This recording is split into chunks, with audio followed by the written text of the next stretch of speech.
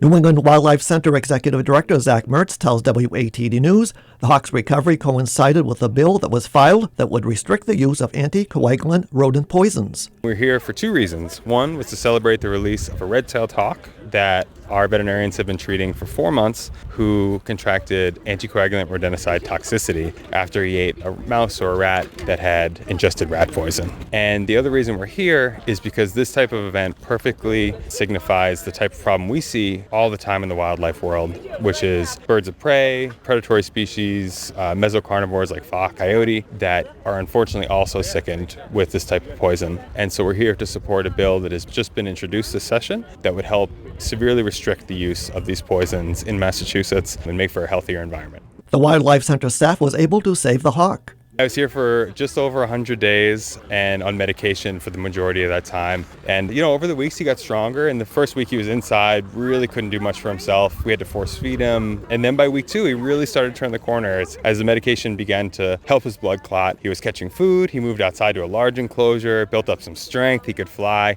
And just the other day, he had his final vet exam. He passed flying colors, no pun intended. And we knew he was ready to go. And so today we were able to get him back where he belongs. State Representative Jim Hawkins of the 2nd Bristol District spearheaded legislation that calls for the restriction of a certain rodent poison. The anticoagulant rodenticides are typically used in the bait boxes, and anticoagulant means the rat will bleed to death. But when it leaves the bait box, it's still alive and moving, just sick. And because it's moving slowly, it's an easy prey for the predators. So we end up with the predators who would normally control the rat population dying at the same time.